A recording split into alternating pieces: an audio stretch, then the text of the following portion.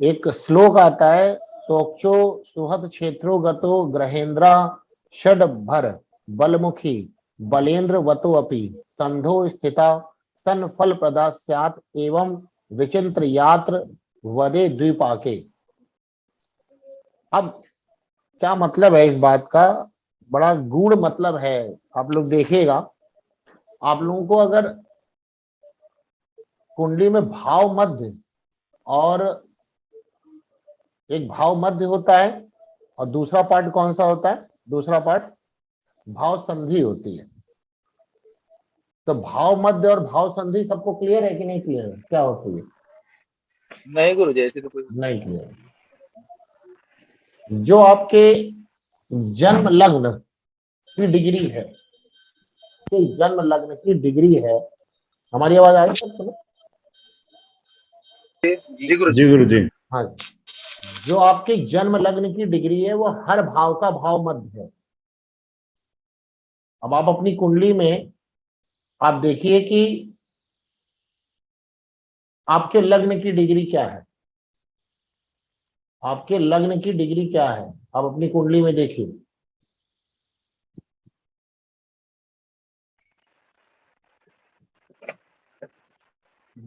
आपकी कुंडली में लग्न की डिग्री क्या है, देखा आप लोग? जी देख लीजिए। कुंडली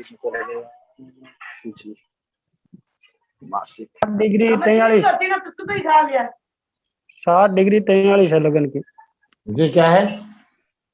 60 डिग्री। हाँ जी, सबकी अपनी जी, हर जी। लग्न की डिग्री देखना है सबको। जी 11.14 है हमारा। हाँ जी, सबके अपने में डिग्री होगी। जी 11 जी मिथुन लग्न। जी।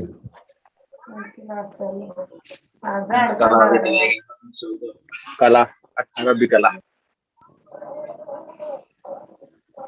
गुरु जी 8.34 मेन लगन। आप लोग अपनी कुंडली देखिए, उसमें जो आपका वो है, क्या नाम है, जो भी डिग्री है, जैसे जी गुरु जी। जो वो डिग्री होगी ना, वही हर भाव का भाव मध्य होगा। जैसे एक एग्जांपल लेते हैं हम लोग, ये देखिए, ये कुंडली आप देख पा रहे हैं। गुरु जी क्या होगा? एक बार दोबारा बोलना गुरु जी, जो डिग्री होगी वो लगन की जो डिग्री जो हर भाव का क्या होगा? हाँ बता, देखिए जो आवाज पीछे ज्यादा है जिससे वो अपना माइक बंद कर ले।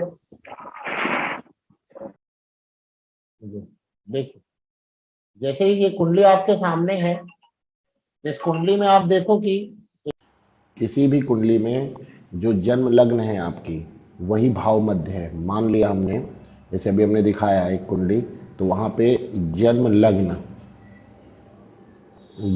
अगर 26 डिग्री आ गई तो यही क्या हो गई? यही इसका भाव मध्य कहलाएगी। ये इसका भाव मध्य हो गया। यानी हम लोग ये लिख सकते हैं कि हमेशा किसी भी कुंडली में जन्म लग्न वो क्या हो जाएगा? वो भाव मध्य के बराबर होगा। हर प्रत्येक भाव का जो भाव मध्य होता है वो जन्म कुंडली का जो जन्म लग्न की डिग्री है वो उसी के बराबर होगा। ये बात आप समझ लीजिए। यहाँ पर क्लियर हो गई? भाव मध्य। अब क्या इसका इफेक्ट होगा अभी हम बताते हैं थोड़े समय में, लेकिन पहले आप निकालना समझ लीजिए कि जन्म भाव मध्य निकाला कैसे जाएगा। तो जो जन्म लग्न की डिग्री है वही भाव मध्य होगा।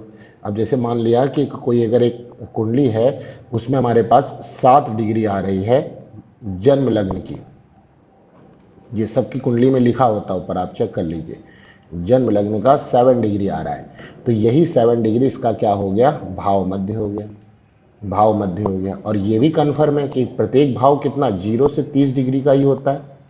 तो इसका मतलब जो भाव मध्य होगा वो इसी के बीच होगा, इससे बाहर थोड़ी ना चला जाएगा 31 32 या इधर बाहर नहीं जा सकता, क्योंकि प्रत्येक भाव का जो डिग्री है वो 30 डिग्री है, 0 से 30 डिग्री। तो जो भाव मध्य होगा वो भी 0 से 30 डिग्री होगा। और वो कौन होगा? वो जो आपकी जन्म कुंडली में जो जन्म लग्न की डिग्री है वही भाव मध्य है। वो बहुत इंपॉर्टेंट डिग्री होती है ये बहुत इंपॉर्टेंट डिग्री होती है। दूसरा ये भाव शून्य। भाव शून्य क्या होता है? भाव शून्य, भाव शून्य है कि जो आपकी भाव मध्य है उसमें आपको प्लस या माइनस 15 करना पड़ेगा। भाव मध्य में प्लस या माइनस आपको 15 करना पड़ेगा तो भाव शून्य आएगा। अब कब प्लस किया जाएगा और कब माइनस किया जाएगा उसको समझिए। देखिए भाव शून्य भी क्या आना चाहिए? 0 से 30 का ही आना चाहिए। भाव मध्य जो आएगा वो 0 से 30 डिग्री का ही आएगा। ऐसा नहीं है कि वो 30 डिग्री के बाहर आ जाए।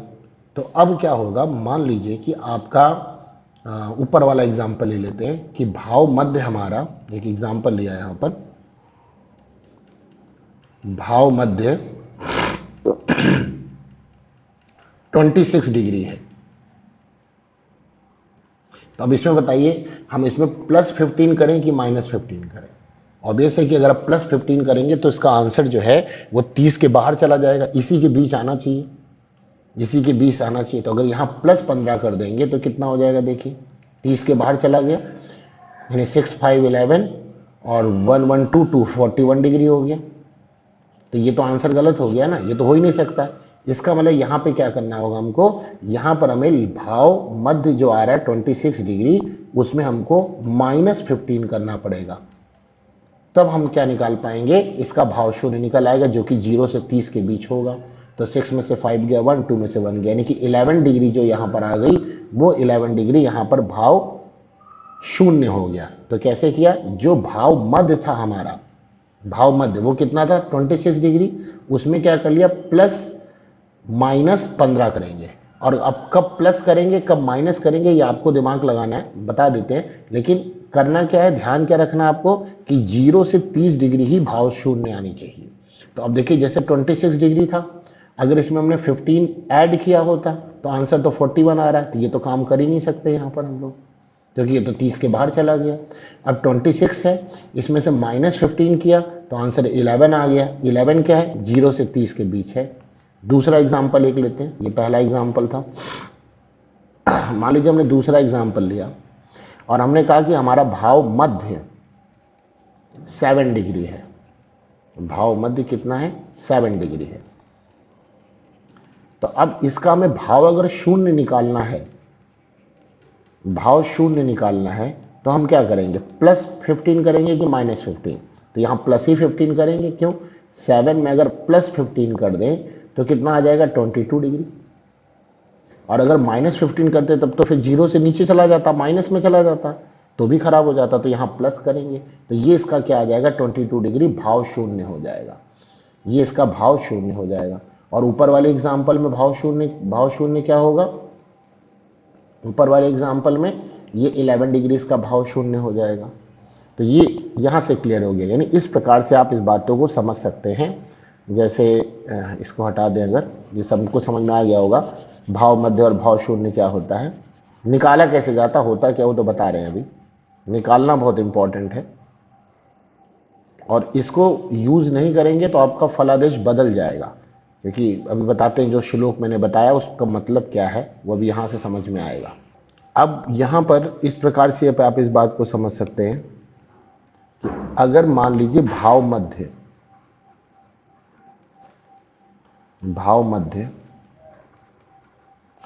हमारा 0 से 15 डिग्री हो,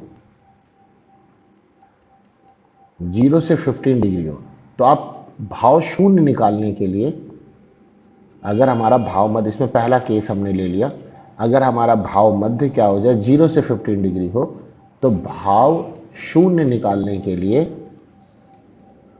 हम लोग इसमें भाव मध्य प्लस 15 करें, तभी आंसर हमारा 0 से 30 के बीच आ जाएगा। अगर भाव मध्य, कुंडली का भाव मध्य 0 से 15 डिग्री का हो तो भाव शून्य निकालने के लिए आप इसमें प्लस 15 डिग्री कर लें। दूसरा, अगर हमारा भाव मध्य 15 से 30 डिग्री के बीच का हो, तो भाव शून्य निकालने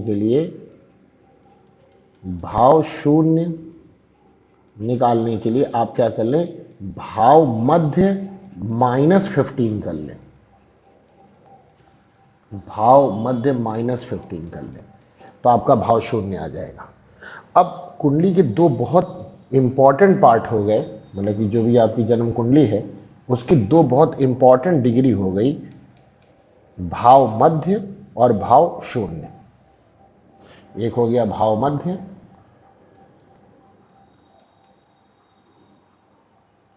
और दूसरा हो गया भाव शून्य।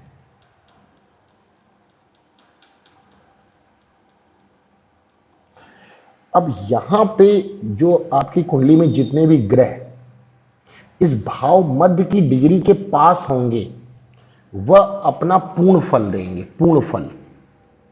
अब वो पूर्ण फल अच्छा होगा या बुरा होगा वो कुंडली बताएगी। अगर वो कुंडली के जो ग्रह हैं, प्लैनेट हैं, अगर वो अच्छे घर के स्वामी हैं, अच्छी प्लेसमेंट लिए हुए बैठे हुए हैं, तो वो अच्छा फल करेंगे। लेकिन अगर वो बुरे घर के स्वामी हैं, उनकी प्लेसमेंट खराब है, नीच के आ गए, तो वो फिर बुरा फल करेंगे। लेकिन वो जो फल करेंगे, अगर वो भाव मध्य के पास हैं तो वो पूर्ण फल करेंगे, वो पूर्ण फल करेंगे। इसी प्रकार से यहां पे ये कहा गया श्लोक में कि जो ग्रह भाव शून्य के पास आ जाते हैं वो भले ही उच्च के क्यों ना हो, अपनी मूल त्रिकोण राशि में ही क्यों ना हो, स्वराशि में ही क्यों ना हो, षडबल में और विंशोपक बल में बलवान ही क्यों ना हो, लेकिन वह फल नहीं कर पाएंगे, वो फल नहीं कर पाएंगे। कैसा, अच्छा या बुरा, वही फिर कुंडली बताएगी, अच्छा फल या बुरा फल। तो आप पता चला आपने किसी कुंडली में देखा कि कोई प्लैनेट उच्च होकर बैठा है और वो मान लीजिए 10th हाउस में बैठा है। अब वो व्यक्ति अपना 30 से 60 वाला कोई व्यक्ति आता और कहता है कि हमारा प्रोफेशन के बारे में बताइए, और आपने कहा कि देखा कि उसकी कुंडली में 10वें भाव में बैठे हुए ग्रह की दशा आई और वो 10वें भाव का बैठा हुआ ग्रह उच्च का होकर बैठा, और आपने कह दिया यार आपका इस समय बहुत अच्छा होगा, ये होगा वो होगा। लेकिन पता चला आपने देखा ही नहीं कि वह ग्रह भाव शून्य के पास बैठा है, तो आपका फलादेश गलत हो जाएगा, आपका फलादेश गलत हो जाएगा। क्यों गलत हो जाएगा? क्योंकि वह ग्रह भाव शून्य के पास है, इसलिए वो फल अपना कर ही नहीं पाएगा। ये बहुत इंपॉर्टेंट पॉइंट है।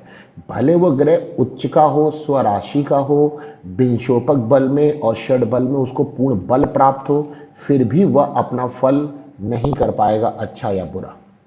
इसी प्रकार उल्टा भी हो सकता है। मान लीजिए कोई भी ग्रह 8वें घर में बैठा और वो किसी तरह से खराब हो गया हो, खराब घर का स्वामी 8वें घर में बैठा है तो ऑटोमेटिक ही कुछ ना कुछ तो गड़बड़ कराएगा ही कराएगा। उसकी दशा आने वाली, आपने कह दिया भाई आप सचेत हो जाइए और यहाँ पे कुछ आपके साथ गड़बड़ हो सकती है। पता चला कुछ समय बाद व्यक्ति आया घर में और वो आपके पास आया और कहा कि हमें तो कुछ हुआ ही नहीं। तो आपने क्या नहीं देखा था कि हो सकता है वो अगर भाव शून्य के पास हो, तो भाव शून्य के पास जो भी ग्रह होंगे वो अपना फल नहीं कर पाएंगे, चाहे अच्छा फल चाहे बुरा फल। ये कुंडली का बहुत इंपॉर्टेंट पार्ट होता है और लोग इसको इग्नोर कर देते हैं। मतलब इग्नोर क्या, देखते ही नहीं इसको। एक तो कुछ लोगों को आता नहीं है, वो एक अलग बात होगी, जिनको आता है वो भी पता नहीं क्यों इग्नोर कर देते हैं।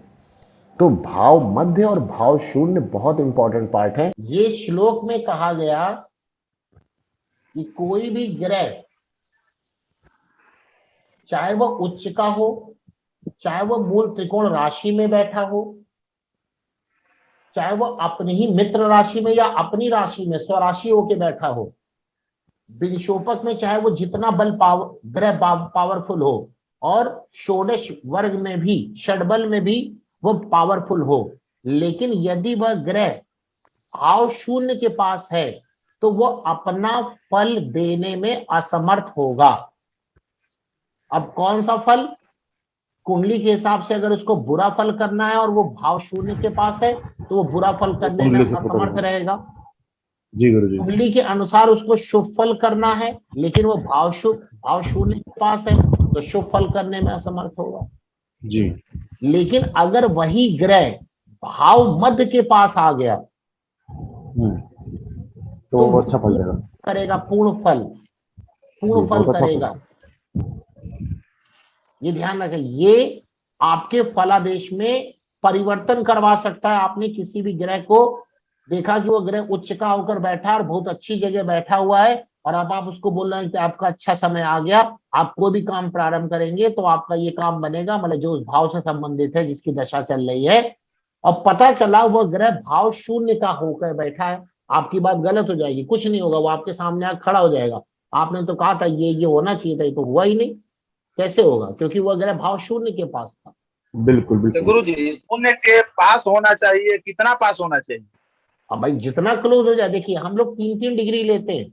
जैसे मान लीजिए भाव शून्य आपका 11 डिग्री आ गया, तो 11 में 3 जोड़ दीजिए और 3 माइनस कर दीजिए, तो 8 डिग्री। 3 माइनस करेंगे तो 8 डिग्री हो गया, और 3 जोड़ेंगे तो 14 डिग्री हो गया। यानी वो 8 से 14 डिग्री के आसपास है, तो वो बिल्कुल बेकार ग्रह है। जैसे शनि हमारे हाँ, 3-3 ग्रह को आप 3-3 डिग्री उसमें प्लस माइनस कर लीजिए। बात समझ में गुरु आ की गई नहीं आ गई? महादशा चल रही है, गुरु की गुरु महादशा चल रही है 11 डिग्री है 11 डिग्री में गुरु की महादशा है और 11 डिग्री 11 भाव डिग्री शून्य। में आप पहले अपने भाव मध्य और भाव शून्य कितना है आपका? भाव शून्य 11 डिग्री है जी। हाँ, तो और गुरु की महादशा चल रही है, ठीक है, तो अब वो गुरु ना अच्छा 11 फल डिग्री कर पा रहे हैं ना बुरा फल। यानी अब गुरु पहले देखिए कुंडली में कैसे है, कहाँ पर बैठे हैं गुरु? अष्टम भाव में बैठेंगे, अष्टम भाव अष्टम भाव में। में। तो आपको अष्टम भाव में जो कठिनाइयां आनी चाहिए वो नहीं आएंगी। ठीक है, अब अष्टम भाव से संबंधित आपको चीज भी नहीं मिलेगी फिर। अब वो कहाँ के हाँ स्वामी, जी, कहाँ के लॉर्ड, कहाँ की लॉर्डशिप, कहाँ की उनके पास? उनके पास लॉर्डशिप है जी, मतलब लगन की और चौथे भाव की। यानी कौन सा हो गया आपका? धनु लग्न हो गई ना? धनु लगन है। है, धनु लगन हो गया धनु गुरु जी। लगन। धनु लग्न हो गई। अब चौथे में लग्नेश इंद्रिय ही है। आपका जो है कमजोर हो चुका है, भाव शून्य में आ गया है। तो जब कुंडली में लग्नेश ही कमजोर हो जाता है, तो फिर आधे से ज्यादा राजयोग तो ऐसे ही खत्म हो जाते हैं। इसलिए वो कमजोर नहीं हुआ कि 8वें भाव में, 8वें भाव में कमजोर तो हुआ ही हुआ। भाव मध्य की चल रही हो। तो अभी जैसे जिनकी बात चल रही थी कि उनकी धनु लग्न की कुंडली थी और हाँ उनकी जी, हाँ जी, गुरु की महादशा या जो भी दशा थी, और जी। गुरु 8वें, हाँ तो जी, लग्नेश 8वें बैठे हुए। तो लग्नेश हाँ जब जी, 8वें बैठ गए तो ऐसे ही लग्न भाव खराब हो गया। और हमने आपको बताया था कि लग्न का केंद्र में और त्रिकोण में बैठना बहुत जरूरी होता है। 6ठे 8वें 12वें भाव में बैठना अच्छा नहीं माना जाता, यानी वो ऐसे भी लग्न को खराब करता है। और उस स्थिति में अगर लग्नेश भाव शून्य के पास आ गया तो लग्नेश अपना सब सारे फल को ही खो दिया। तो जब उसके ऊपर चलने वाली दशा और अंतरदशा हाँ जो भी जी, चलेगी गुरु की, तो वो अपना फल नहीं करेगी, अच्छा ना बुरा। ये बहुत इंपॉर्टेंट पॉइंट है, ये आपके फलादेश में परिवर्तन करवा सकती है। तो इसलिए इस हाँ चीज जी। को आपको हल्के में नहीं लेना, इस बात को पहले ही देख लीजिए। आप हर कुंडली में सबसे पहले भाव मध्य और भाव शून्य निकाल लीजिए, और अब देखिए जी गुरु जी। कोई भी ग्रह भाव मध्य के ज्यादा क्लोज है कि भाव शून्य के ज्यादा क्लोज है। वो कैसे? 3-3 डिग्री से आप देख लीजिए। अब जैसे मान लीजिए किसी का भाव मध्य 26 डिग्री का है, तो 26 डिग्री में 3 जोड़िए 29, और 26 में 3 घटाइए 23। तो जो ग्रह 23 डिग्री से 29 डिग्री के बीच में होंगे ना, वह वो हमेशा अच्छा फल करेंगे। क्या करेंगे? हमेशा अच्छा फल करेंगे। हमारी आवाज आ रही है? हमारी आवाज आ रही है?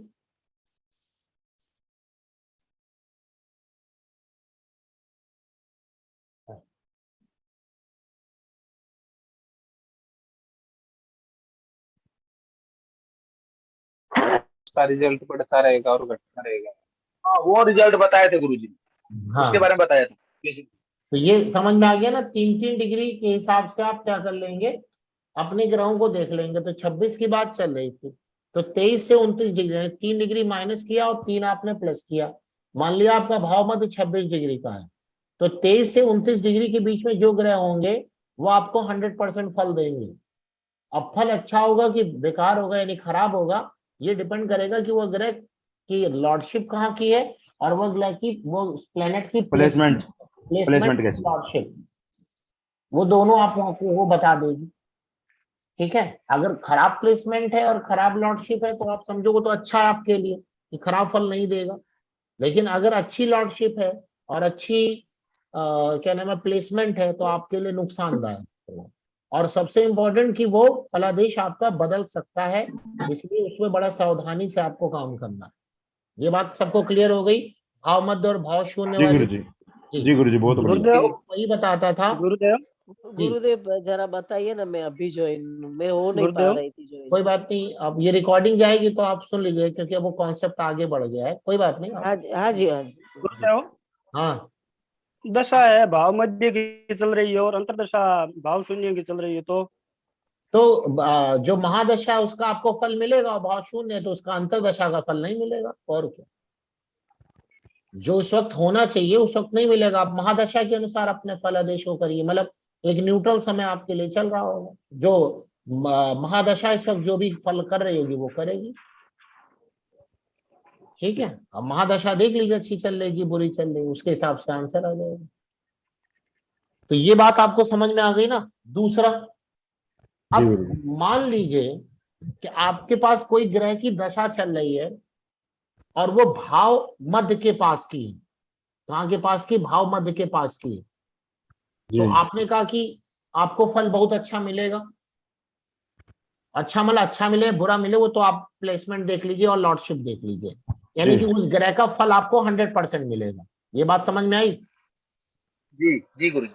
अब बात ये आती है कि उस ग्रह का फल, मान लीजिए कोई अंतरदशा 1.5 साल की है या 2 साल की है, या कोई महादशा 16 साल की, 17 साल की है, 10 साल की है, डिपेंड करता है कौन सी महादशा है या अंतरदशा है, और वो भाव मध्य के पास की दशा है, तो उसका फल आपने कहा 100% मिलेगा।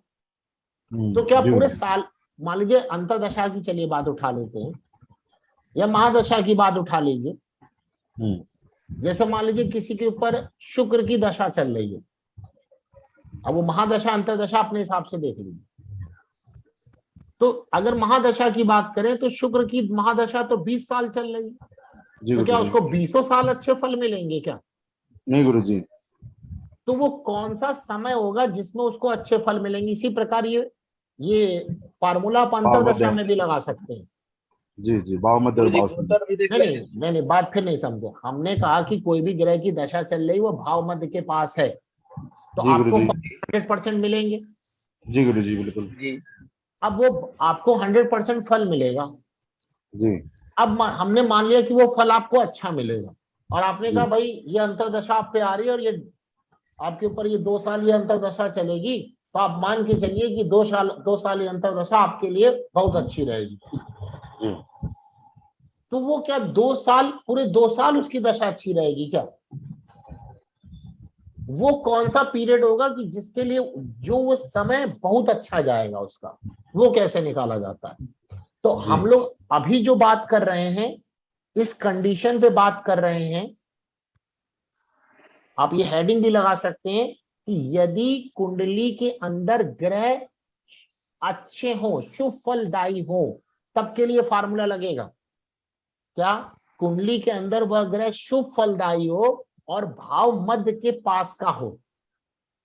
अशुभ के लिए बात नहीं कर रहे हैं, अभी शुभ के लिए बात कर रहे हैं।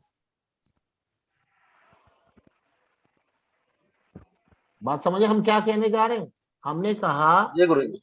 अगर मान लीजिए जो भी अंतरदशा या महादशा जो भी चल रही है आपके ऊपर, वो अच्छे घर की चल रही है और उसकी प्लेसमेंट अच्छी है, और साथ में वो भाव मध्य के पास की भी है, तो आपको फल तो अच्छे मिलेंगे, 100% मिलेंगे। अब ये बताने जा रहे हैं कि वो अच्छे फल कब मिलेंगे। तो इसके लिए इन्होंने कहा कि इस बृहस्पति और सूर्य का गोचर देखिए। क्या कहा? कि बृहस्पति और सूर्य का गोचर देखिए। बृहस्पति का गोचर पूरे 1 साल के लिए होगा किसी भी राशि के अंदर। बृहस्पति जी का जी। गोचर 1 साल के लिए होगा किसी भी राशि के अंदर, और सूर्य का जी। गोचर 1 महीने के लिए होगा। 1 महीने गुरुजी। कभी कभी ऐसा भी हो जाता है कि बृहस्पति का अच्छा गोचर मिलता ही नहीं है, लेकिन सूर्य का मिल जाएगा आपको, क्योंकि सूर्य तो वो 1 महीने में चेंज हो जाएंगे। ठीक है, तो नियम क्या है, जरा नियम को सुनना है। यानी कि कोई भी ग्रह की दशा अंतरदशा चल रही है, वह ग्रह अगर आपको शुभ फल करने वाला है और वह ग्रह भाव मध्य के पास का है, तो वह कौन सा समय होगा जिसमें जिसमें आपको अच्छा फल मिलेगा। तो इसमें ये कहा गया, पहले बृहस्पति को उठाते हैं, कि यदि बृहस्पति चलने वाली दशा या अंतरदशा की उच्च राशि में गोचर कर रहा हो, जैसे एग्जाम्पल लिया, मान लीजिए किसी के ऊपर शनि की दशा चल रही है, एग्जाम्पल लिया किसी के ऊपर शनि की दशा चल रही है, तो ये बताइए शनि किस राशि में उच्च के होते हैं? तुला गुरुजी, तुला। तुला राशि में। और गोचर में, हाँ, और गोचर में बृहस्पति तुला राशि के मान लीजिए आ गए। जी गुरुजी। गोचर में बृहस्पति तुला राशि में आ गए, तो उस व्यक्ति के ऊपर चल रही थी दशा शनि की, जी। और बृहस्पति का गोचर तुला राशि में आ गया। जी। तो आप समझिए अब वो दशा उसको बहुत अच्छा फल करने वाली है। जबकि अगर गोचर के अनुसार देखेंगे तो लंबी लंबी कहानी छोड़ेंगे कि गुरु अपनी शत्रु राशि में आ गया, ये आ गया, वो आ गया, सब बकवास नहीं माना जाएगा।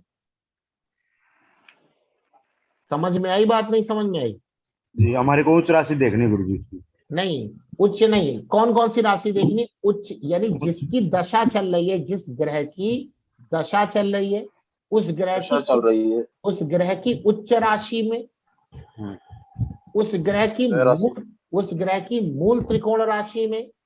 गुरुजी उस ग्रह की स्व राशि नहीं देखेंगे? सर बता रहे हैं तो सुनिए, पूरा सुनिए तब बीच में आएंगे। हमने बोला जिस ग्रह की दशा चल रही है, बृहस्पति का गोचर उसकी उच्च राशि में, उसकी मूल त्रिकोण राशि में, जी। उसकी स्वराशि में या उसके मित्र की राशि में हो रहा हो, तो वह साल जो चलने वाली दशा उसके लिए अच्छे परिणाम लेकर आ रही है। वह साल बृहस्पति या सूर्य, जी, बृहस्पति या सूर्य किसी की गोचर नहीं, केवल अभी हम बृहस्पति की बात कर रहे हैं, सूर्य की बात नहीं, क्योंकि बृहस्पति तो 1 साल तक रहेगा ना गोचर में। जी। और ऐसा भी हो सकता है कि पूरी दशा निकल जाए और बृहस्पति का गोचर उसको इस राशि में मिले ही नहीं, ऐसा भी हो सकता है जी। तो क्या अच्छे परिणाम नहीं मिलेंगे? हम दूसरा सूत्र बता रहे हैं, लेकिन पहला सूत्र सबको समझ में आ गया। अब जैसे अभी एग्जांपल लेते हैं, अभी बृहस्पति किस राशि में गोचर कर रहे हैं?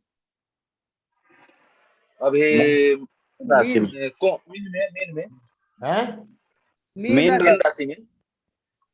बहुत खराब बात है, आप लोगों को ये पता नहीं होता कोई भी ग्रह कहाँ गोचर कर रहा है। जो लोग आंसर दे रहे हैं वो ठीक आंसर दे रहे हैं, लेकिन कंफ्यूजन नहीं होना चाहिए। मीन राशि में गोचर कर रहे हैं। अब ये सोचिए, मीन राशि में कौन सा ग्रह उच्च का होता है?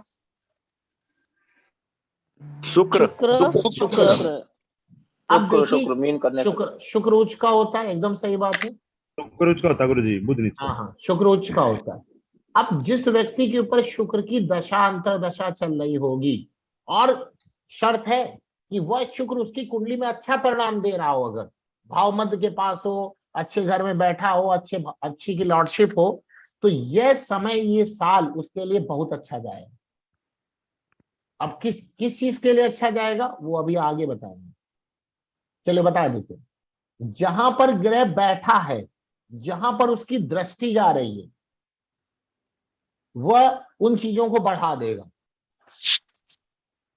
जहां पर वह ग्रह बैठा है, जहां पर उनकी दृष्टि जा रही है, उन चीजों को बढ़ा देगा। अब मान लीजिए किसी की कुंडली है, उसमें अब जैसे शुक्र की बात चले तो मान लीजिए मकर लग्न की कुंडली है, मान लिया, और शुक्र की उसके ऊपर दशा अंतरदशा चल रही है और शुक्र उसके 10वें घर में बैठे हो, और अभी गुरु का गोचर मीन राशि में चल रहा है, तो आप समझ रहे हैं ये समय उसके लिए क्या होगा, स्टेटस वाला, एकदम फुल स्टेटस वाला होगा, जंप करवा देगा, जंप, उसके करियर में अच्छी ग्रोथ उसको दे देगा। ये बात समझ में आई, नहीं आई समझ में? जी गुरुजी। जी, इस प्रकार से निकालना है। अब केवल उच्च ही नहीं देखा जाएगा, लेकिन उच्च पे रहेगा तो ज्यादा अच्छा फल मिलेगा। उच्च, उसके बाद मूल त्रिकोण मूल में त्रिकोण, हो तो भी अच्छा हो, उसके फिर- बाद अपनी राशि आ जाए अपनी राशि, अच्छा हो, फिर और फिर मित्र मित्र राशि। राशि में आ जाए तो भी अच्छा है। लेकिन सबसे अच्छा फल कब देगा? उच्च राशि में। कब? बृहस्पति का। फिर अब इसके आप बाद गुरुजी सम देखते हैं गुरुजी, हैं, इनके बाद सम, जो सम के समग्रह हो उसकी राशि में बैठा हो वो भी ठीक फल देता होगा। सम में तो नहीं ज्यादा अच्छा फल दे पाता है, वो तो सम का मतलब ही क्या है, वो जबरदस्ती की बात हो गई ना, जी जी सम में नहीं दे पाएगा, मित्र राशि में दे देगा। स्वराशि, अब जैसे गुरु मीन के चल रहे हैं और किसी के ऊपर गुरु की दशा चल रही है, उसके लिए अच्छा अच्छा समय चला जाएगा। और गुरु लेकिन अच्छी उस कुंडली में अच्छे फल कर रहे हो, भाव मध्य के पास हो, अच्छे घर में बैठे हो, केंद्र त्रिकोण में बैठे हो, अच्छे घर के स्वामी हो, तो अच्छा फल करे। हाँ गुरुजी, मेरे साथ ऐसा ही है, राहु में गुरु की दशा चल रही है गुरुजी। और गुरु कहाँ पर है? भाव मध्य के पास कि भाव शून्य के पास? भाव मध्य के पास है गुरुजी, भाव लेकिन मध्य के गुरुजी पास है, सप्तम बहुत भाव में बैठे हैं। हाँ? लेकिन सप्तम भाव में बैठे हैं गुरुजी। हाँ तो ठीक है, व्यापार, सप्तम भाव व्यापार हो गया। केंद्र हो गया, हाँ केंद्र है, सप्तम भाव बुरा थोड़ी ना है। कोण में तो बोला ही गुरुजी ने।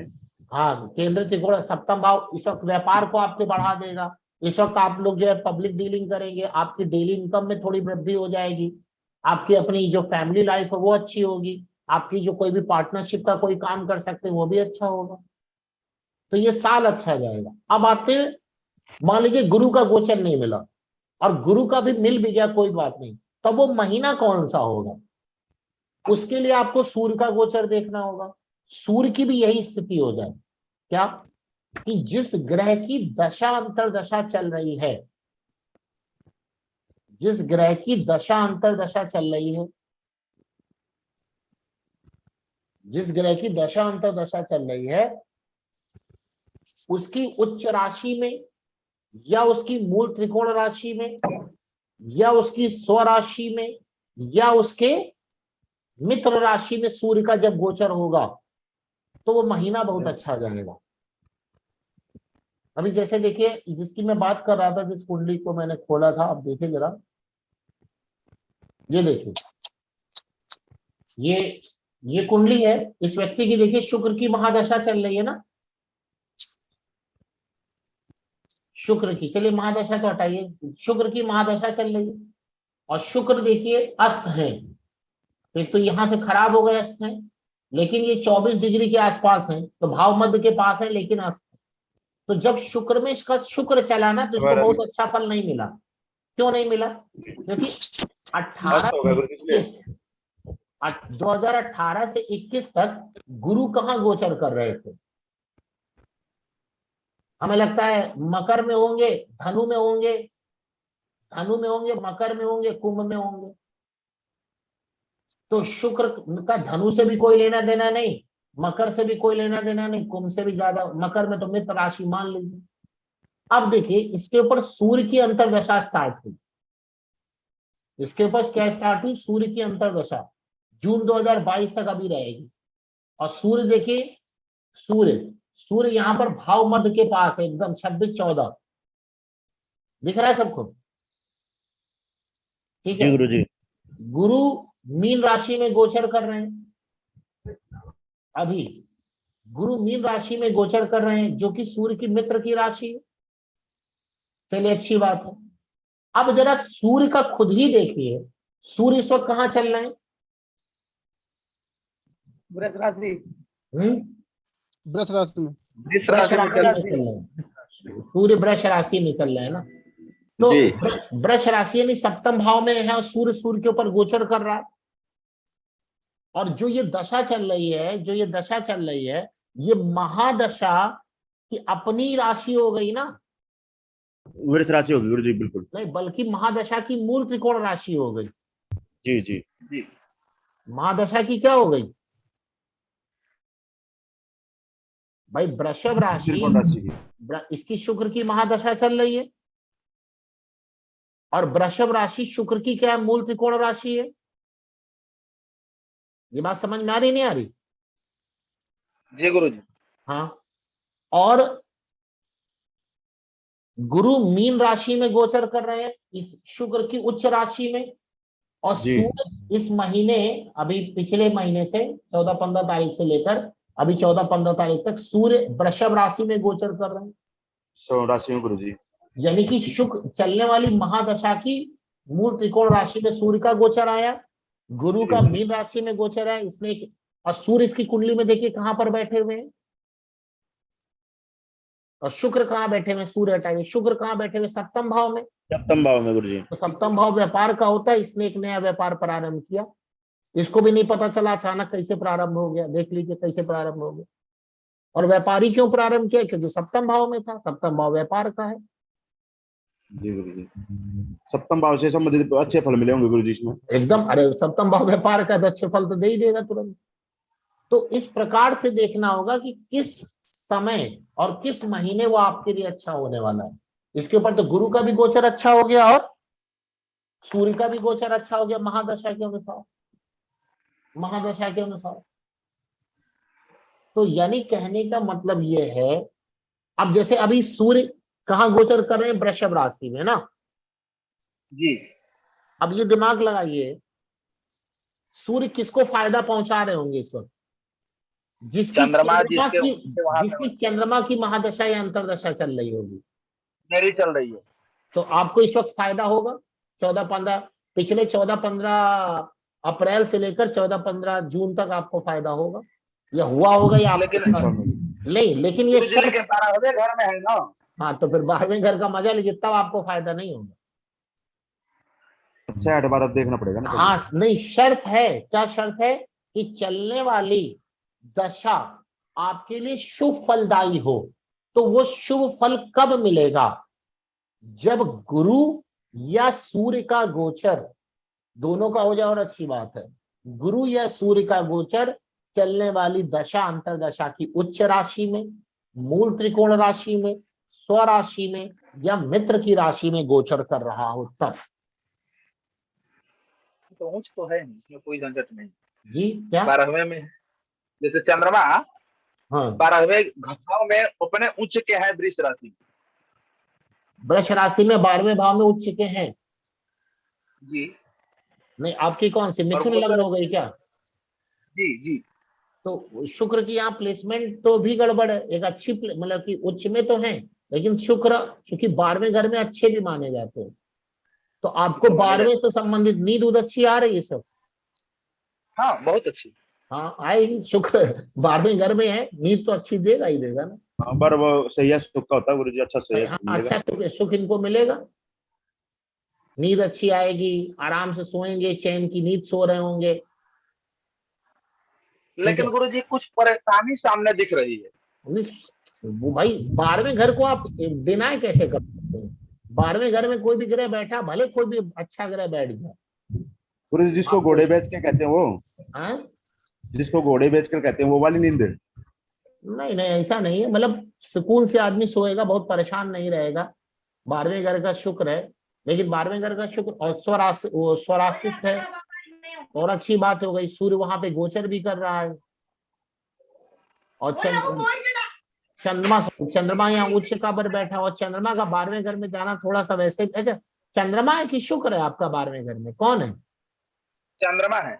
अरे तब नहीं, हम तो शुक्र समझे थे। नहीं नहीं, चंद्रमा 12वें घर में तो बहुत परेशानी देगा आपको। चंद्रमा तो आप मानसिक उलझन भी दे सकता है, समस्या तो आप हाँ, समस्या तो होगी, बिल्कुल होगी, मानसिक टेंशन भी देगा गुरु जी? बिल्कुल देगा। अब ये बात समझ में आ गई नहीं आ गई? तो अच्छे परिणाम कब मिलेंगे, जब बृहस्पति और सूर्य का गोचर अच्छी जगह आ जाए। जी जी।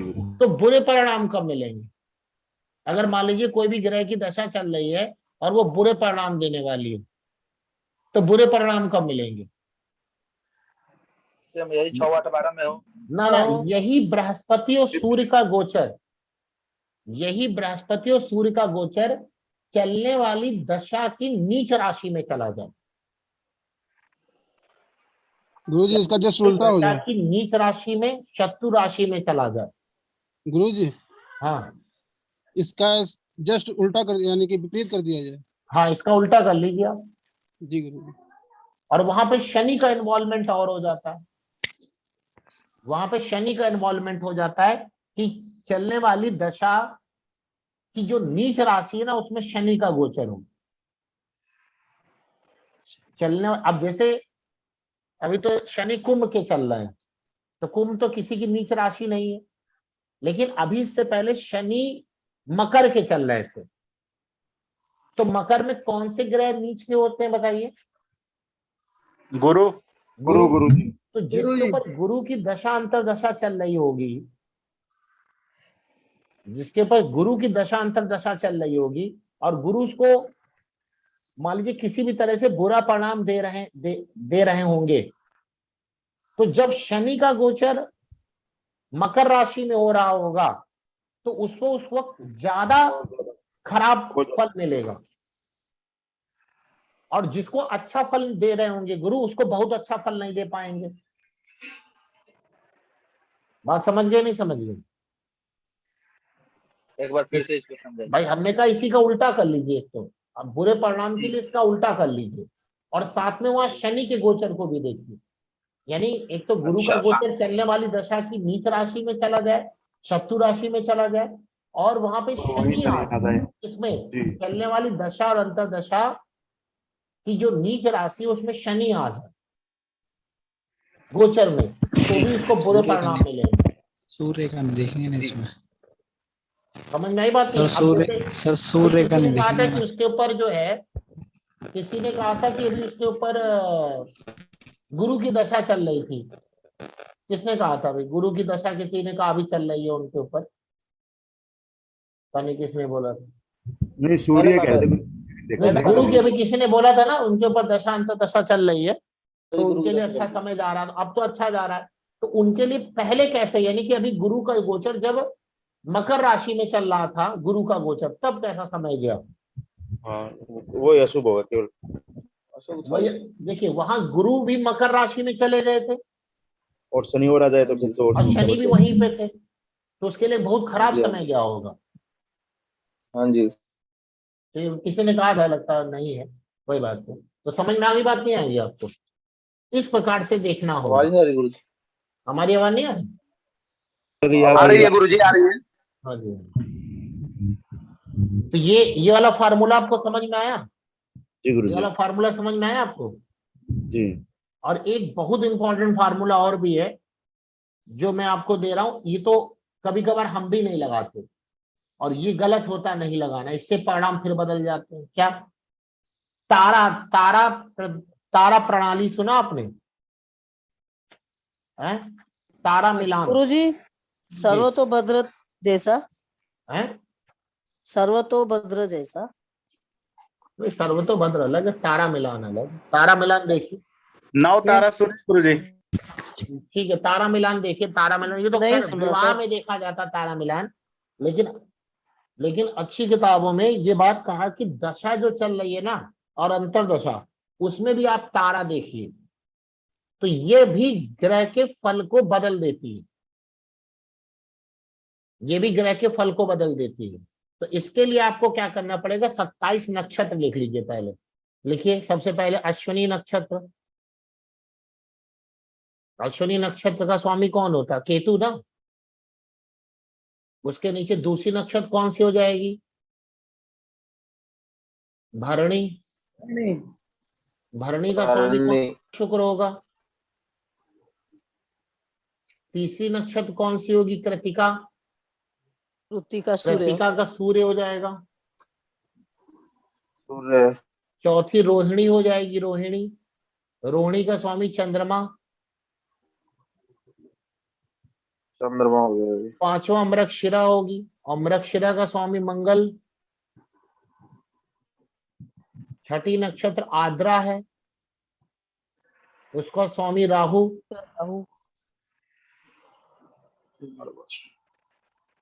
सातवां पुनर्वसु है। पुनर्वसु पुनर्वसु का स्वामी गुरु, 8वां पुष्य है, पुष्य का स्वामी शनि, 9वीं नक्षत्र अश्लेषा है, अश्लेषा का स्वामी बुध, 10वीं नक्षत्र मघा है, मघा का स्वामी केतु,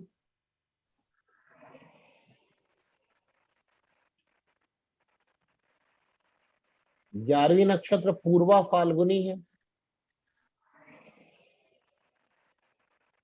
पूर्वा फाल्गुनी का स्वामी शुक्र,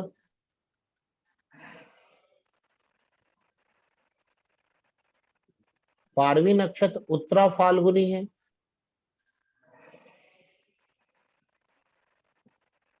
उसका स्वामी सूर्य,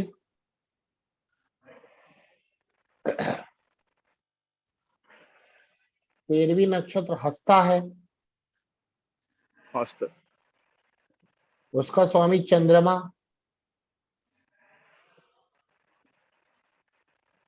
14वीं नक्षत्र चित्रा है, उसका स्वामी मंगल,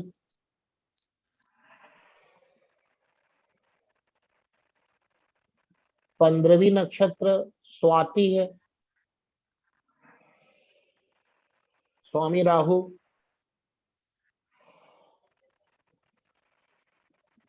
16वीं नक्षत्र विशाखा है, विशाखा का स्वामी गुरु है,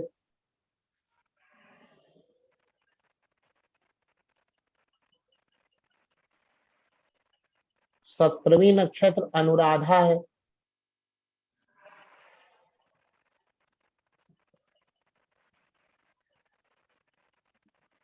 अनुराधा का स्वामी शनि है,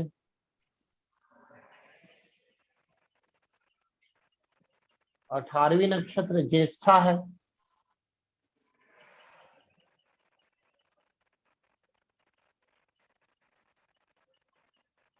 18वीं नक्षत्र कौन सी? ज्येष्ठा है, ज्येष्ठा का स्वामी बुध,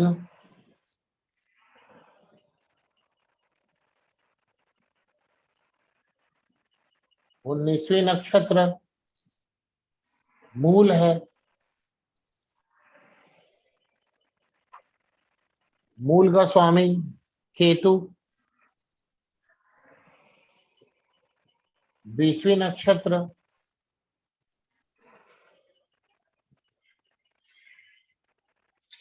पूर्वाषाढ़ा,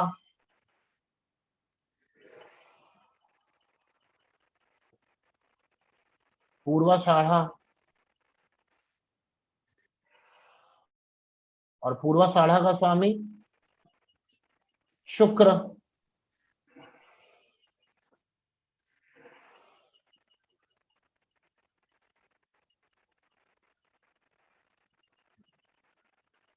इक्कीसवीं नक्षत्र उत्तराषाढ़ा, उत्तराषाढ़ा का स्वामी सूर्य,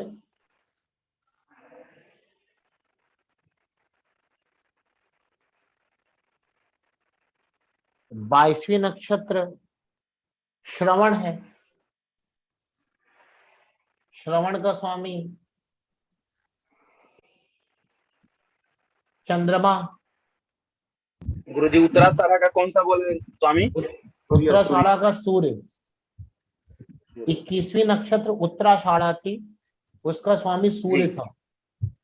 हो गया 23 गुरुजी। फिर 22वीं नक्षत्र मैंने श्रवण बोली, श्रवण का स्वामी चंद्रमा। ये हो गया 23वीं नक्षत्र धनिष्ठा है, धनिष्ठा का स्वामी मंगल।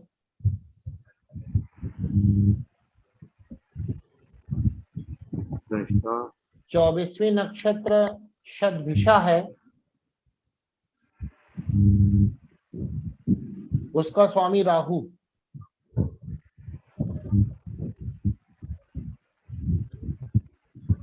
25वीं नक्षत्र पूर्वा भाद्र, पूर्वा भाद्र स्वामी गुरु।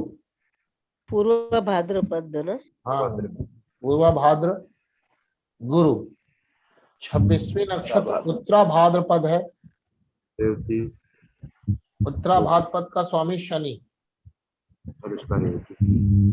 और 27वीं नक्षत्र रेवती है। रेवती का स्वामी बुध। रेवती का स्वामी बुध। गुरुजी इसमें अभिजीत नहीं आएगा ना? हाँ वही हम बोले, जिसमें अभिजीत नक्षत्र को नहीं लिया गया तारा मिलान में। गुरुजी इनको भरणी का क्या तारा, स्वामी? जी इनको अश्विनी तारा भरणी यंत्र तो कहते हैं ना दूसरी गुरुजी? नक्षत्र बताई थी ना, तो हाँ, भरणी स्वामी चलता नक्षत्र है। शुक्र हो गए। दूसरी नक्षत्र भरणी थी और उसके स्वामी शुक्र हो गए। इसमें 27 नक्षत्र ली गई है। अभिजीत नक्षत्र को इसमें तारा मिलान में नहीं लिया गया। तो अभिजीत तारा नक्षत्र यंत्र कहते हैं ना गुरुजी इसको? नहीं, यंत्र अलग चीज होती है, ये तारा मिलान अलग चीज है। ये कुंडली मिलान का भी एक पार्ट होता है, लेकिन इससे हम लोग क्या अंतरदशा देखते हैं कि कैसी जाएगी। ठीक है। अच्छा। हाँ, अब वो देखी कैसे जाती है वो बता रहे हैं। वो देखी कैसे जाएगी वो हम बता रहे हैं। इतना पहले सबको समझ में आ गया? गुरुजी ये तो आपने पहले भी एक बार लिखवाए थे उसकी टाइम पे। वो नहीं, लेकिन ये आपको जो अंतरदशा समझा रहे ना आपने वो नक्षत्र स्वामी भी लिखवाए थे। जी जी, तो उसमें मैंने आपको केवल नक्षत्र और उसका स्वामी लिखाया था। उसमें डिग्री बताई थी कि कोई भी ग्रह जब मूवमेंट करता है तो किस डिग्री में किस नक्षत्र में चला जाता है। ठीक है, अभी आपने बताया, मुझे वही याद आ गया झट से। जी, वो भी इम्पोर्टेंट था, की आज भी बात चल रही इम्पोर्टेंट। है। अब देखिए, इसमें ये नियम बताया गया, पराशरी सिद्धांत है कि चलने वाली महादशा जिस नक्षत्र में है, महादशा से अंतरदशा जिस नक्षत्र में आएगी उसके अनुसार परिणाम आपको मिलेंगे। क्या बोला हमने? महादशा जिस नक्षत्र में, महादशा स्वामी जिस नक्षत्र में है आप उसको देखें, और अंतरदशा स्वामी जिस नक्षत्र में उसको देखें, और फिर वहां से महादशा स्वामी के नक्षत्र से गिने। जैसे एक एग्जांपल लेते हैं तो आपको ज्यादा क्लियर होगा।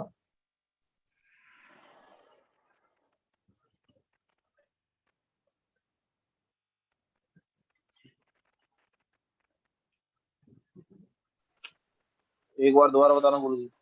हाँ बता रहे हैं, बल्कि एग्जांपल से बता रहे हैं।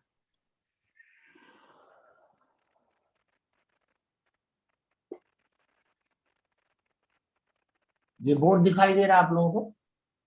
जी गुरुजी। जी गुरुजी। तो साफ करिए।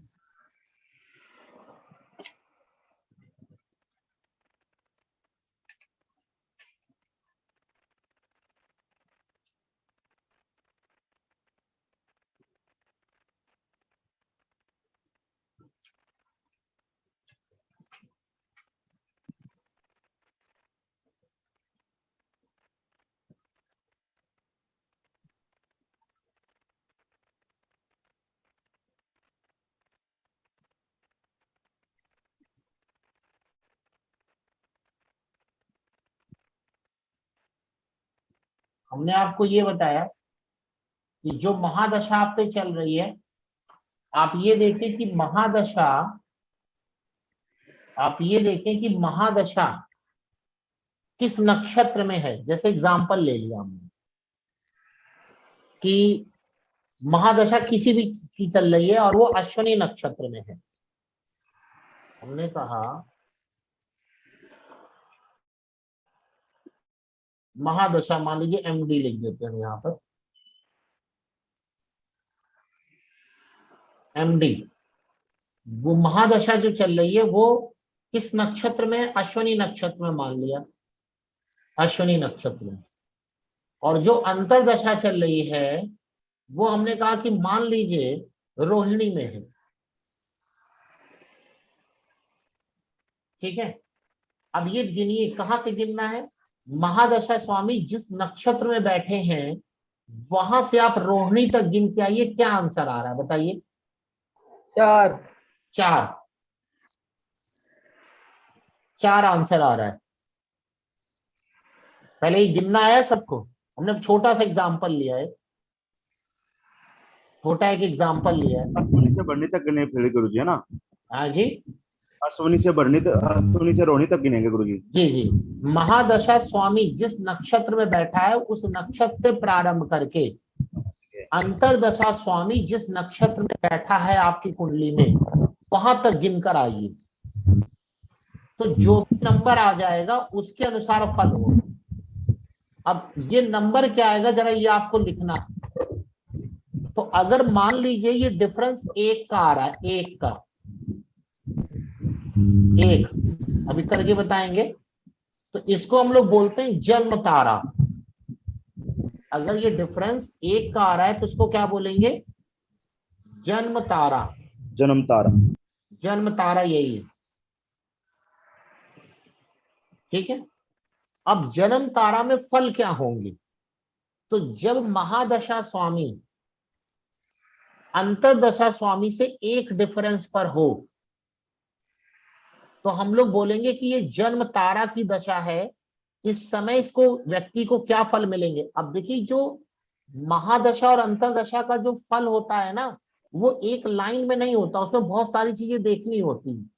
पहले जो मैंने अभी नियम बताया वो ऐसा नहीं कि वो नियम नहीं लगेंगे, वो भी लगेंगे और ये भी लगेगा, लेकिन ये जो मैं नियम बता रहा हूं ये सब बहुत इंपॉर्टेंट रूल होते हैं, ये सब बहुत इंपॉर्टेंट रूल होते हैं। आप पहले वो देखें भाव मध्य पे है कि भाव शून्य पर है, चलने वाली दशा का लॉर्डशिप कैसी है, उसकी प्लेसमेंट कैसी है, षडबल उसका क्या है, विंशोपक क्या है उसका, ये सब देखें और ये भी देखें। अब अगर मान लीजिए डिफरेंस 1 का आ गया तो इसमें बोलते हैं कि व्यक्ति जिस तरह के कर्म करेगा उस तरह के फल मिलेंगे। अगर महादशा स्वामी जिस नक्षत्र में बैठा है और अंतरदशा स्वामी जिस नक्षत्र में बैठा है उनका डिफरेंस अगर 1 आ रहा है तो उसको जन्म तारा बोलेंगे। तो इस वक्त उस व्यक्ति को फल कैसे मिलेंगे? अब आपने देखा कि वहां पे पावरफुल है, भाव मध्य के पास है, प्लेसमेंट अच्छी है, और आपने कहा कि भाई आपका 10th हाउस में, मान लिया कि जो चलने वाली अंतरदशा है वो 10वें हाउस में बैठी हुई है, और आपने कहा कि भाई आपका अच्छा समय है, अब आपका स्टेटस बढ़ेगा। पता चला उस व्यक्ति, और वो था डिफरेंस जो था वो 1 का था, जन्म तारा का था। तो जन्म तारा क्या कहना चाह रही है उस व्यक्ति से कि तुम कर्म अगर करोगे, जैसे कर्म करोगे वैसे मैं फल दूंगी। अब 10वें में बैठा हुआ है, 10वें पता चला वो खराब कर्म कर रहा है, तो क्या उसको फल अच्छे मिलने लगेंगे? नहीं, खराब मिलेंगे। अब उस वक्त अगर वो अच्छे कर्म करेगा तो उसको अच्छे फल मिल जाएंगे। ये है जन्म तारा का संदेश। यानी महादशा स्वामी अगर अंतरदशा स्वामी से जन्म तारा की दूरी पर आ जाए तो व्यक्ति जिस तरह के कर्म करेगा उस तरह के उसको फल मिलेंगे। ये बात हमारी आपको 100% समझ में आई कि आधी समझ में आई? समझ में आ गई गुरु जी 100%। अनुसार वाली। हाँ, अब ये बहुत इंपॉर्टेंट चीज होती है। आपने कुंडली में देखा ग्रह कैसा, ये सब आपने जितनी भी चीज मैंने बताई वो सब लगा के बैठ गए। अब आपने उसको कह दिया कि अरे बहुत बढ़िया, अब तुम्हारे साथ 10वें घर में है, बस जाओ तुम्हारा स्टेटस बढ़ेगा, मान सम्मान बढ़ेगा, रोटी क्या नाम है, रोजगार बढ़िया होगा, व्यापार अच्छा चलेगा। अब पता चला वो व्यक्ति कोई कर्म ही नहीं कर रहा और जन्म तारा बैठी पड़ी उसकी, तो कहाँ से उसको फल मिल जाएंगे? जन्म तारा का कहता है कि हम दे रहे हैं फल, सारे ग्रह पावर में है, सब देने को बैठे हैं, बट जन्म तारा कह रही तुम कर्म करो, हम फल दे रहे हैं। ये तो हम लोगों ने लगाए नहीं, और ये कभी कभी हम भी नहीं लगाते, ये बहुत गलत काम करते नहीं लगाते। इसीलिए जो लोग नहीं, कुंडली आई और चालू हो गए बड़ पता नहीं कैसे चालू हो जाती, इतनी सारी चीजें तो चेक करनी होती है उसे, तब आप किसी कॉन्क्रीट डिसीजन पे पहुंचते हैं। गुरुजी इसीलिए कहा जाता है क्या गुरुजी की कर्म बलवान है? नहीं, केवल अभी जन्म तारा की, कर्म तो हमेशा ही बलवान है, कर्म तो बलवान हमेशा ही रहेगा, लेकिन कर्म तो करना, सभी व्यक्ति को कर्म करना है। हमें तो लगता है सभी जीव को कर्म करना है, चाहे वो व्यक्ति हो, चाहे जीव जंतु हो, चाहे जो हो, लेकिन कर्म करना कौन सा है ये कौन बताएगा, और करना कैसे ये तो ज्योतिषी बताएगी ना, ये तो ज्योतिषी बताए कर्म कौन सा करना है और कब कर्म करना है, ये ज्योतिष बताएगी। अब पता चला किसी का अच्छा समय चल रहा है और वो कर्म ही नहीं कर रहा है, तो फिर उसको थोड़ी ना अच्छा। अब जैसे भी मैंने बताया कि जिसकी चंद्रमा की दशा चल रही है, अंतर्दशा चल रही है, सूर्य अभी वृषभ राशि पे गोचर कर रहे हैं, और चुपचाप जो घर में बैठा हुआ है तो उसको कह रहा हमें तो सब कुछ अच्छा हुआ ही नहीं हमारे साथ, और पता चला कुंडली में भी चंद्रमा उसको फल देने वाला बैठा। तो कर्म तो इंपॉर्टेंट है ना, कब कर्म करना है, कौन सा कर्म करना है और किधर कर्म करना है, यही बात ज्योतिष बताती है। कर्म तो करना ही, बिना कर्म तो कुछ नहीं है। तो जन्म तारा अगर आ जाए, जन्म तारा कैसे निकली, क्लियर हो गया, तो उस वक्त क्या होगा कि वो जैसे कर्म करेगा वैसे उसको फल मिलेंगे। अब आइए दूसरा मतलब कि अगर यहाँ पर कि महादशा स्वामी और अंतरदशा स्वामी का डिफरेंस कितना आ जाए, 2, तो इसको हम लोग बोलते हैं संपत्ति तारा। संपत्ति तारा, संपत्ति तारा नाम से समझ में आ रहा होगा कि इस वक्त इसको क्या मिलने वाला है, इसको जी। फाइनेंस में गेन या अचीवमेंट होगा, यानी इस वक्त इसकी आर्थिक स्थिति अच्छी होगी। कब, पहले वाला नियम लगा लीजिएगा, पहले वाले नियम, वो ग्रह अच्छा होना चाहिए, भाव मध्य के पास होना चाहिए, अच्छी लॉर्डशिप होनी चाहिए, सब कुछ अच्छा होना चाहिए, फिर वो व्यक्ति कर्म करेगा। तो इस वक्त संपत्ति तारा अगर आ जाएगी तो उसको फाइनेंस में गेन अचीवमेंट मिलेंगे। संपत्ति तारा है ये, संपत्ति तारा है, समझ में आ गई संपत्ति तारा।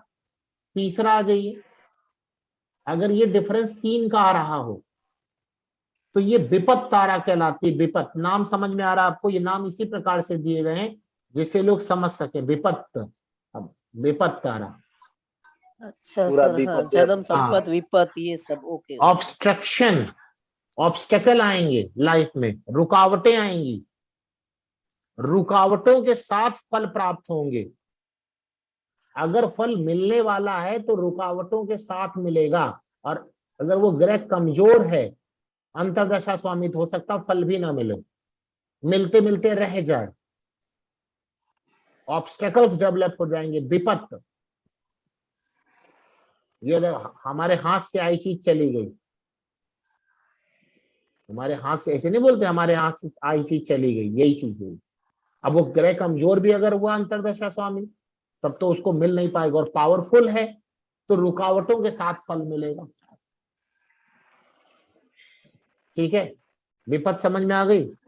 चौथा ये क्षेम तारा, क्षेम 4 अगर आ जाता है, जैसे यहाँ पे 4 आ रहा था, तो इसको क्षेम तारा कहते हैं। क्षेम नहीं बोलते आपकी कुशल क्षेम क्या है, जी। क्षेम तारा, क्षेम तारा मतलब कल्याण, कल्याण, वेलफेयर जिसको बोलते हैं, वेलफेयर, दूसरे के लिए। जी जी। तो इस दशा में उसके साथ बेटरमेंट होगा, कुछ अचीवमेंट होगा। भाई ये तभी आप बताइएगा जब दशा अंतरदशा मजबूत हो, भाव मध्य के पास हो, गोचर अच्छा हो, तो आप बोल दीजिएगा कि अब क्षेम तारा है और इस वक्त आपको फल मिलने वाला है। हम नए नियम पढ़ाने का मतलब ये कभी नहीं होता कि पुराने नियम ना लगे या किसी एक नियम पे ही आप फोकस करके बैठे हो। ठीक है, क्षेम तारा, क्षेम तारा मतलब उसका कल्याण होगा, उसके लिए बेटरमेंट होगा, अचीवमेंट उसको होगा। पांचवी प्रत्यरी है, पांचवी क्या है, प्रत्यरी। प्रत्यरी, प्रत्यरी का मतलब क्या होता है, शत्रु। प्रत्यरी का मतलब शत्रु। इस स्थिति में उसके शत्रु बन सकते हैं, उसकी किसी से लड़ाई हो सकती है। पता चला वो कोई काम करने जा रहा हो तो उससे बोल दे भाई तुम्हारे शत्रु बन सकते हैं, इसलिए थोड़ा ध्यान रखना। शत्रु बन सकते हैं, उसकी लड़ाई किसी से हो सकती है, परिस्थितियां उसके प्रतिकूल हो सकती हैं शत्रुओं के द्वारा, शत्रु उसका काम बिगाड़ सकते हैं। अगर प्रत्यरी आ गई तो शत्रु उसका काम बिगाड़ेंगे, शत्रु बन जाएंगे, लड़ाई हो सकती है, अनबन हो सकती है, ध्यान रखना। प्रत्यरी। छठी, अगर ये डिफरेंस 6 आ जाए तो 6 में क्या होता है, साधक, 6 को क्या कहा गया? साधक कहा गया।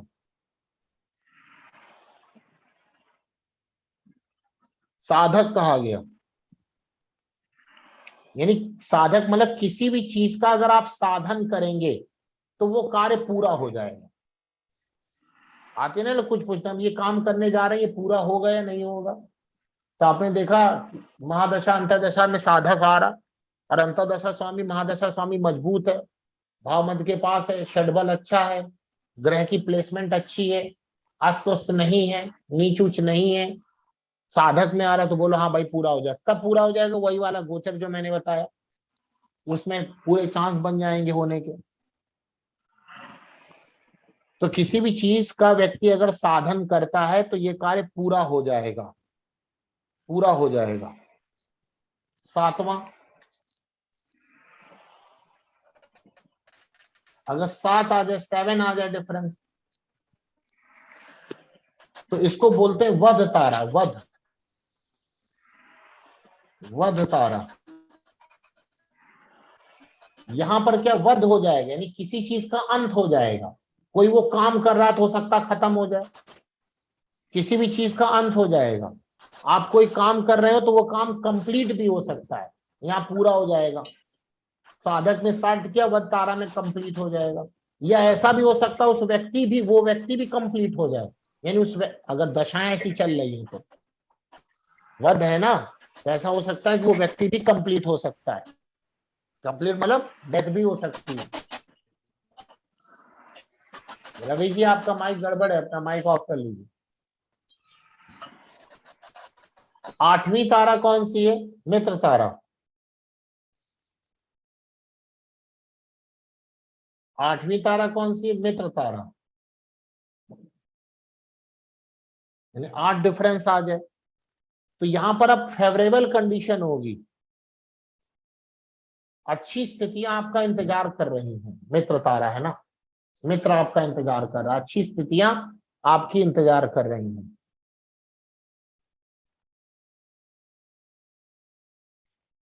और अगर डिफरेंस 0 या 9 आ जाए, 9 आ जाए, 9 या 0, 0 मतलब जो महादशा स्वामी जिस नक्षत्र में बैठा है उसी नक्षत्र में अगर कौन हो जाए? अंतर्दशा आ जाए, तो 0 डिफरेंस हो गया, या 9 आ जाए, एक ही बात है। तो इसको बोलते हैं अधिमित्र। क्या बोलते हैं इसको? अधिमित्र। अधिमित्र मतलब जो इस परिस्थितियां मित्र से भी ज्यादा फेवरेबल कंडीशन होगी, ज्यादा फेवरेबल कंडीशन आपको मिलेगी और कोई भी चीज आप अचीव कर सकते हैं। तो ये समझ में, यानी खराब क्या क्या आपको मिला है? 3, 5, 7। खराब क्या मिला आपके साथ? 3, 5, 7 आपको खराब मिला है ना।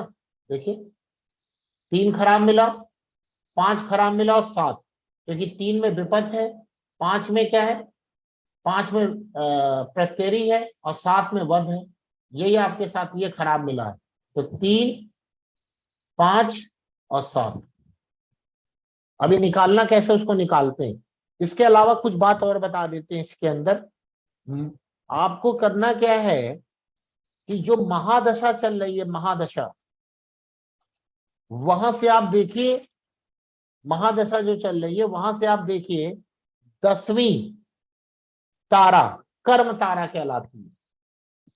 नहीं समझ में? महादशा जिस नक्षत्र में बैठा है वहां से गिनकर 10वें आइए, उस नक्षत्र में जो घर बैठा होगा वो कर्म तारा कहलाएगा। 10वीं नक्षत्र वो कर्म तारा है।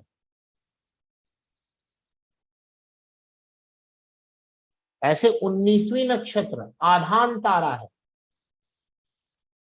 19वीं नक्षत्र आधान तारा। और 22वीं नक्षत्र कौन सी है?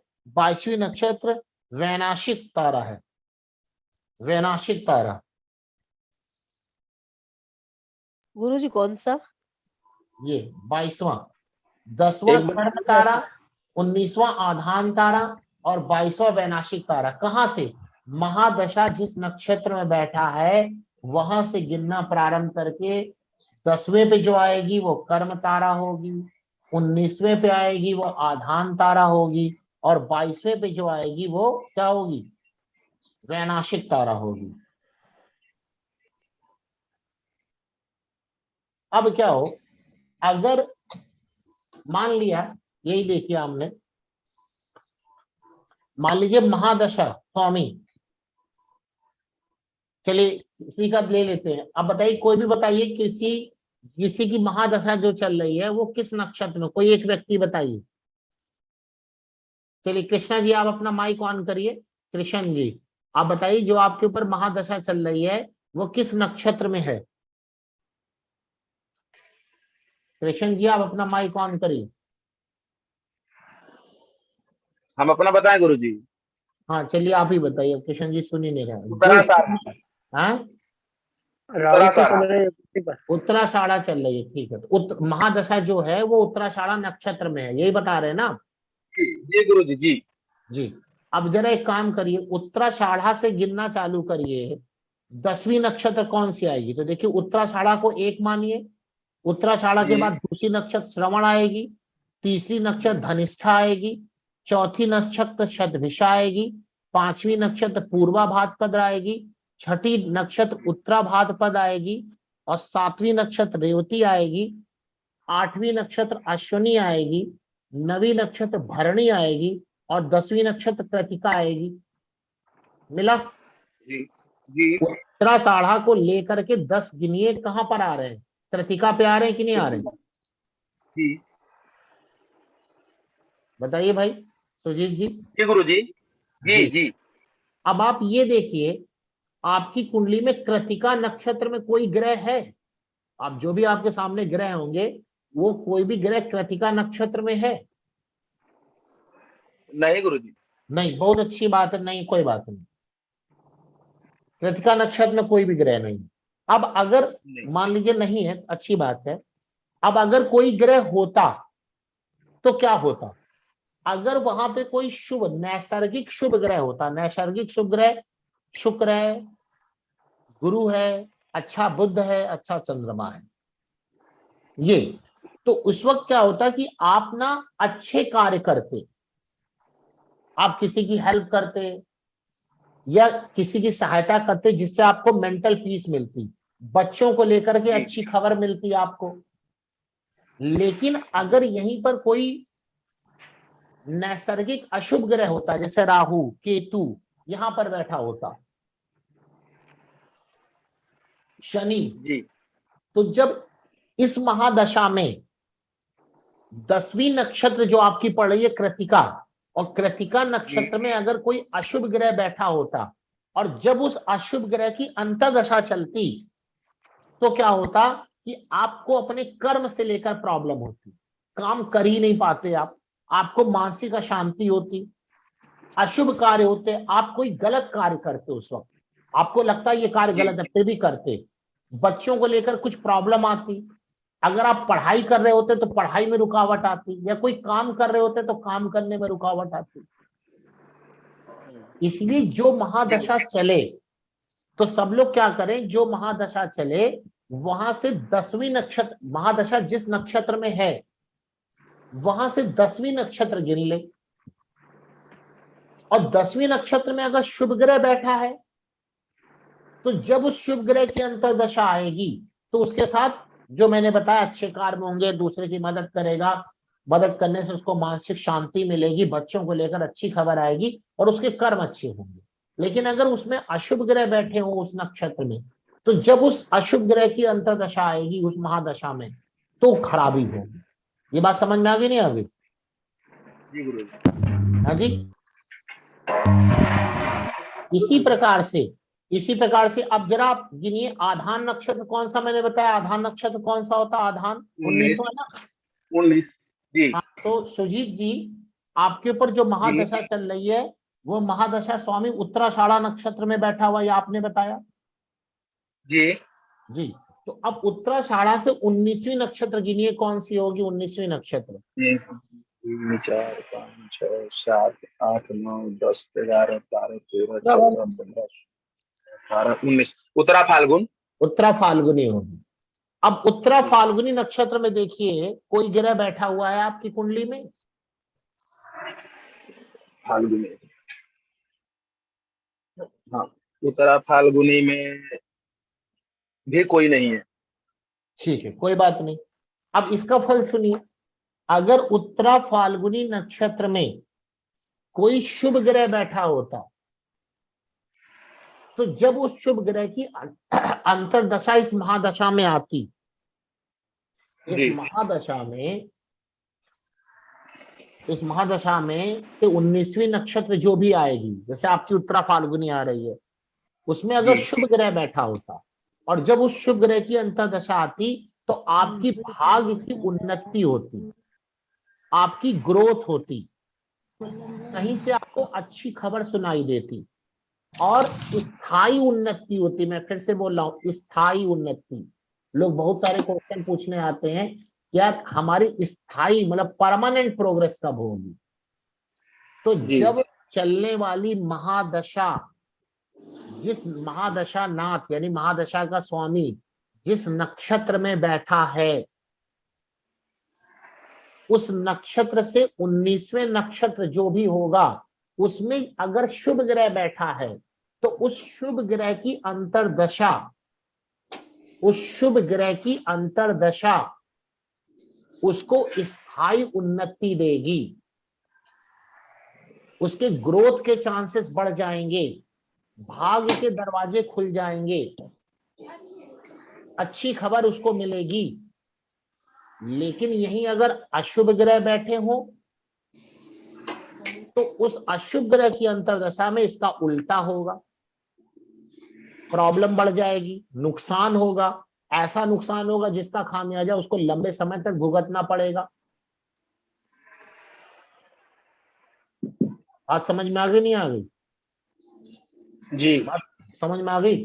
इस प्रकार अब जरा देखिए, थोड़ा और एग्जांपल इसमें देखते हैं हम आपको। 2 महीना मान लीजिए, अभी देखिए, ये तो 10वां और 19वां 22वां तो आपको इसे देख लेना है ना, ये तो देख लेना इसे। बाकी जो ये 1 से मैंने आपको बताया 9 तक बताया, इसमें 3, 5, 7 खराब होंगे। इसको देखने का थोड़ा और तरीका आप लोग समझिए, इसको देखने का थोड़ा और तरीका समझिए। कैसे इसको देखेंगे गुरुजी? जी? ये तो बात समझ में नहीं आया कि आपने 9 तक का ही अंक बताया और उसके बाद फिर 0। एक्चुअली 9 ही तक तो देखा जाएगा ना, 9 0 एक ही जैसा परिणाम देगा, वो वही बताने जा रहे हैं। लेकिन अगर हमारी जो दूरी है महादशा से अंतरदशा, वो 11वें नंबर पे है। हाँ यार, वही गुरुजी बताने जा रहे हैं। वही बताने जा रहे हैं।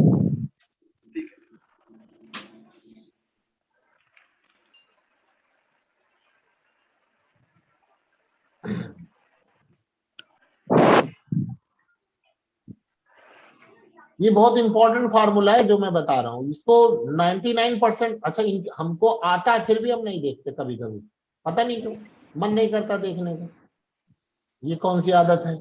और देखना बहुत जरूरी होता है इसको। गुरुजी 100% सत्य नहीं बताने, क्या 100% सत्य नहीं बताने की इच्छा, कि ज्यादा सच बता दिया जाए तो फिर भी परेशानी। नहीं, मतलब जैसे मान लीजिए, एक तो हमको नियम ही नहीं आता है, तो चलो देखा ही नहीं हमने। एक आता फिर भी आलस के मारे नहीं देखते, ये बड़ी खराब है। तो 2-4 कुंडलियों में नहीं देखते हम, वैसे तो 90% हम देखते हैं, और फिर भी नहीं देखते ना, तो खराब। जबकि ये बहुत बताया जाता है, इनको देखना कंपलसरी होता है, तभी आप दशा का परिणाम अच्छी तरह बता सकते हैं। पता नहीं क्या होता है, कभी कभार तो आदमी नहीं देखता है, वही ना, पता नहीं क्या हो जाता है। अब जैसे मान लीजिए कि अभी मैंने आपको 0 से 9 तक बताया, क्या बताया? 0 से 9 तक बताया ना, 0 से 9 तक बताया क्या क्या फल मिलेंगे। अब अगर मान लीजिए जैसे आपने कहा कि 11 आ जाए, क्या आ जाए? 11 आ जाए, डिफरेंस 11 आ जाए, तो इसको आप क्या करेंगे? 9 से डिवाइड कर देंगे, भाग दे दीजिए।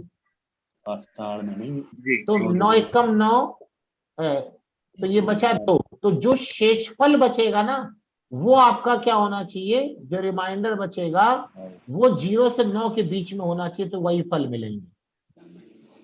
जैसे मान लीजिए डिफरेंस 11 का आ गया, तो वो 9 से ज्यादा है, तो 9 से आपने इसको डिवाइड कर दिया, तो शेषफल कितना आ गया? 2 आ गया। शेषफल कितना आ गया? 2 आ गया ना। तो 2 आ गया, तो अब आप 2 के हिसाब से क्या था, संपत्ति तारा था ना, तो उसके हिसाब से उसको फल बताएंगे। ये कोई बोल रहा है, जी समझ में आ गई बात? नहीं आ गई? जी गुरु जी। तो मान लीजिए कि महादशा और अंतरदशा नाथ में डिफरेंस कितने का आ गया? 15 का आ गया। तो 15 आ गया, तो आप क्या करेंगे, इसको 9 से डिवाइड कर दीजिए। तो 9 एकम 9, 15 में से 9 गया 6, तो 6 इसका रिमाइंडर आ गया। अब 6 में देख लीजिए साधक आ गया। तो ये जो सरल विधि है, इसमें 3, 5 और 7 में अगर फंस रहा है तो यहाँ गड़बड़ होने के चांस हो जाते हैं। यानी वहां आपको दशाएं अच्छी लग रही है, बट ये महादशा अंतरदशा ये गड़बड़ कर रही है, तो यहाँ आपको समस्या दे सकती है। इससे फलादेश फिर बदल जाता है। जी गुरु। ये बात समझ में आ गई नहीं आ गई? इससे फलादेश फिर बदल जाता है। अब जैसे अभी जैसे ये सुजीत जी बता रहे थे, उनकी महादशा जो चल रही है वो किसमें थी? वो महादशा जो चल रही थी वो उत्तराषाढ़ा में थी। जी जी। और जो अंतरदशा चल रही है वो किसकी चल रही है? चंद्रमा की। नहीं, वो नक्षत्र बताइए किस नक्षत्र में? रोहिणी। रोहिणी। रोहिणी।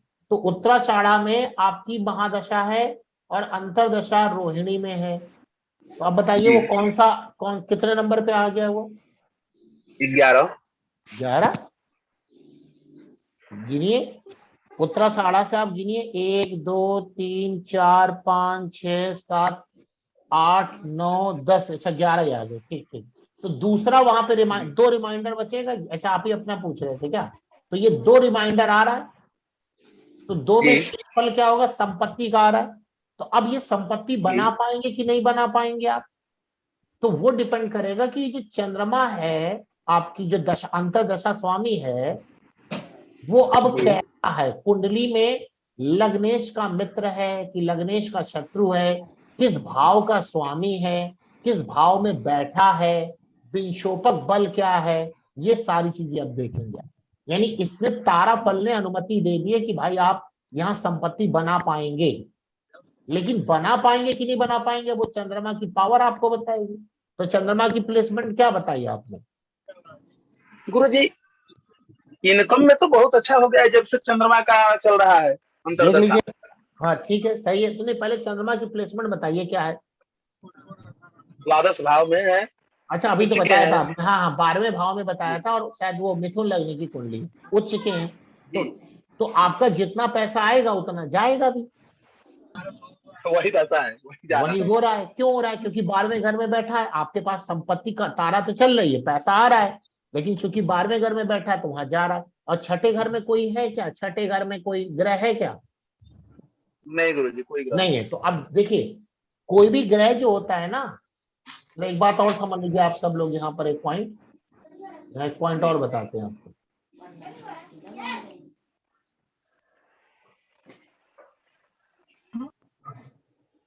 ये सब बहुत इंपॉर्टेंट चीजें हैं, ये किसी चैप्टर में कवर नहीं होती, इनको समझाना बहुत जरूरी होता है। अभी और भी बहुत सारे ये फार्मूले हैं इससे हमारे पास, तो बताते हैं धीरे धीरे। देखिए यहाँ पे ये आपने है ना,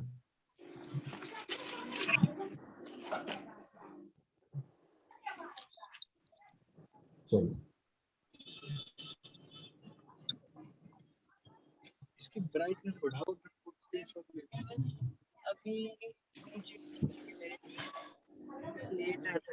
तो टीवी भी चालू किया है क्या भाई? देख रहे होंगे, क्या करें, पढ़ते पढ़ते मन उगता जाता होगा। ज्योतिष भी पढ़ो, टीवी भी देखो। तीसरा अच्छा देखिए, एक बताएंगे, फिर रुक जाइए, यही दिखाते हैं आपको।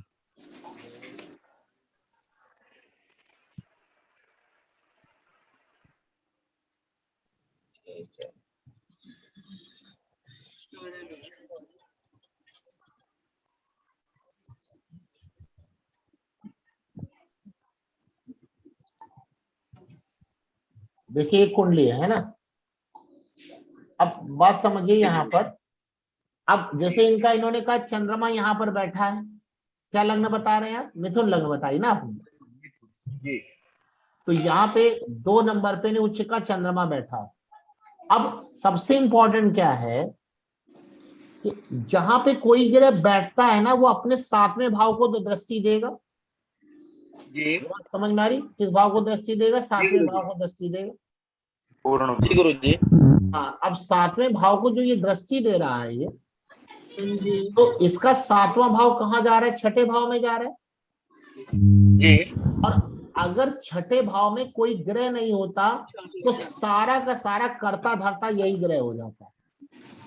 जी गुरु जी। होगा गुरुजी।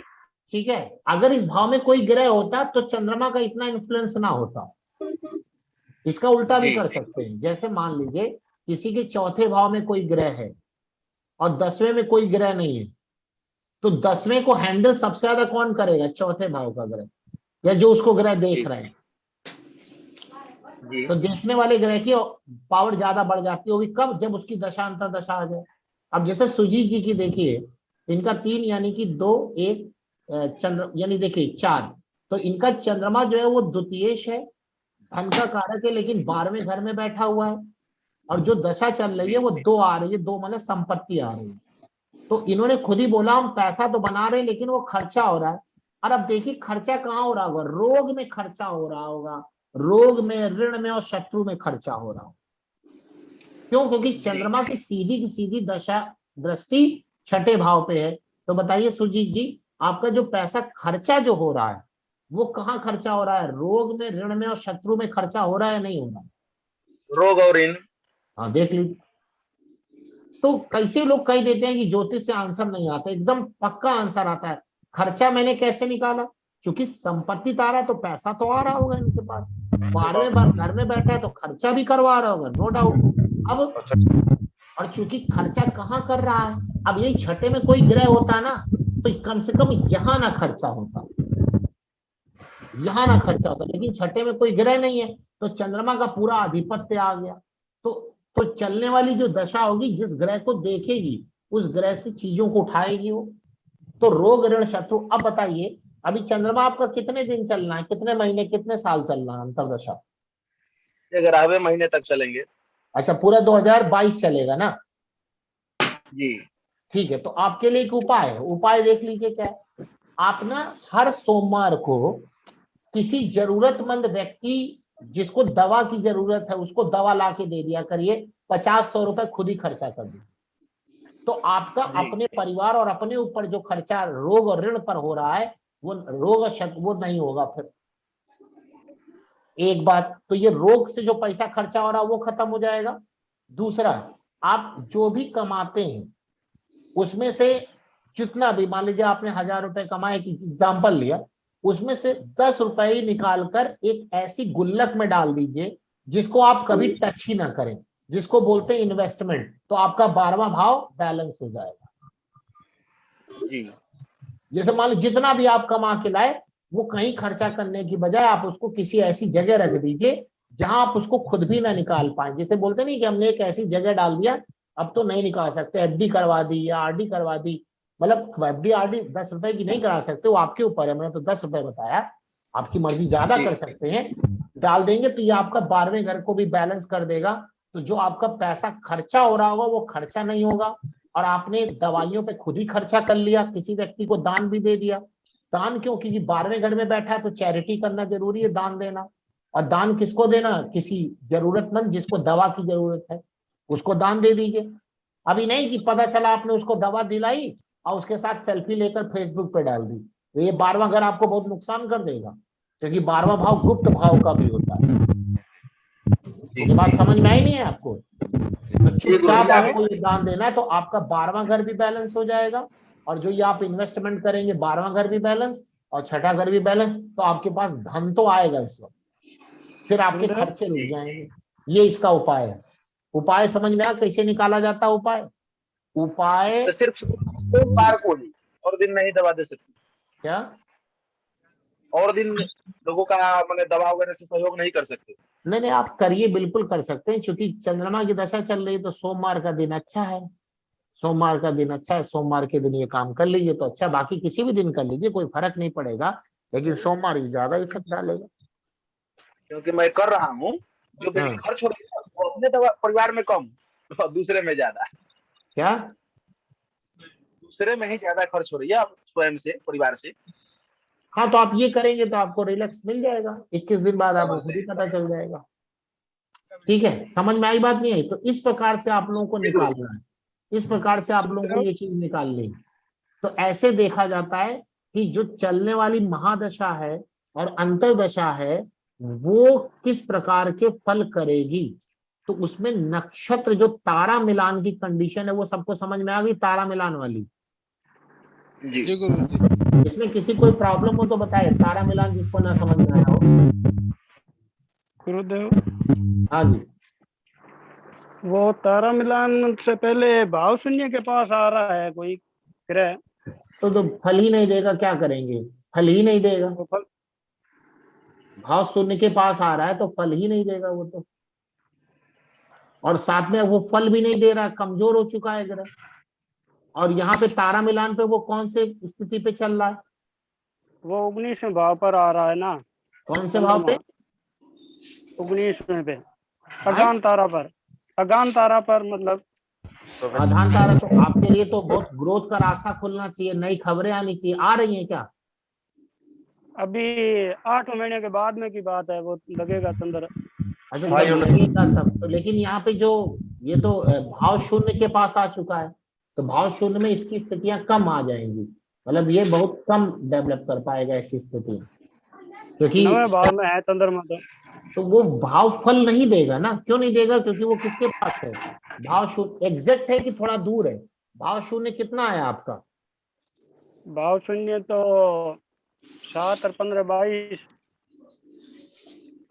है, 22 है। 22 है। और वो जो चंद्रमा है वो किस नक्षत्र है? वो कितने डिग्री पर है? चंद्रमा क्या, हैं? चंद्रमा कितने डिग्री पर चंद्रमा है? है 27 डिग्री पर है। हाँ, तो 27 22 3 25 10% तो फल मिलेगा ही ना आपको। एग्जैक्ट 22 डिग्री पे थोड़ी ना बैठा वो। अगर एग्जैक्ट 22 डिग्री पर होता तो बहुत ज्यादा, तब तो दिक्कत होती। लेकिन 27 पे तो 22 3 25 25 3 यानी कि करीब 10-20% आपको फल मिलेंगे। कौन से फल मिलेंगे? तो ये आपको इसने बता दिया। 19वां आधान तारा आ रहा, तो आपकी ग्रोथ हो सकती है, अच्छी खबर मिल सकती है, लेकिन 100% नहीं मिलेगा, 10-20% ही फायदा होगा। क्यों? क्योंकि ऐसे निकाल लीजिए ना परसेंटेज, जैसे मैंने बताया। अच्छा 3 डिग्री से। जी जी, वो 3 डिग्री का लेके आप चलेंगे तो ऐसा मिल जाएगा आपको फल। और ये भी देख लीजिए चंद्रमा 9th हाउस में है। अब जब चंद्रमा की दशा आएगी, स्टार्ट होगी, तब ये नहीं फल तुरंत मिलने लगे। कब मिलेंगे? जब गुरु का गोचर चंद्रमा की उच्च राशि से होगा। वो तो कभी अभी नहीं होगा अभी तो, क्योंकि अभी तो गुरु मीन नहीं हो सकता है। अभी कितने महीने बाद आप बता रहे? 8वें महीने में है। ये कौन है भाई? 8वें महीने बाद। तो 8 महीने बाद तो गुरु चले जाएंगे मेष में। और वो चंद्रमा कितने साल तक रहेगा आपका? कितने साल कितने महीने रहेगा?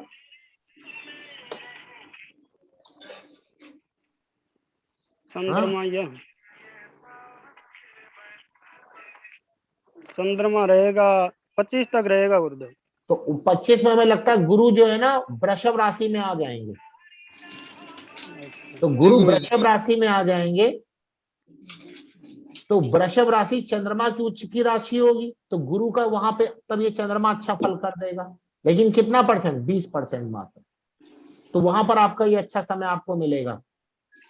और उसी वक्त सूर्य भी जब वृषभ राशि में आ जाए या कर्क राशि में आ जाए। कौन है भाई? अच्छा चलो भाई, ऑटोमेटिक जो है, ऑटोमेटिक उस वक्त आपको अच्छा फल मिल जाएगा। ठीक है, समझ में आई बात नहीं आई? लेकिन आप बहुत अच्छा फल नहीं कह सकते, क्योंकि भाव शून्य के दूर तो है, बहुत दूर नहीं है वो। भाई कृष्ण जी, क्या दिक्कत है? गाना ना सुन रहे हैं? हाँ जी।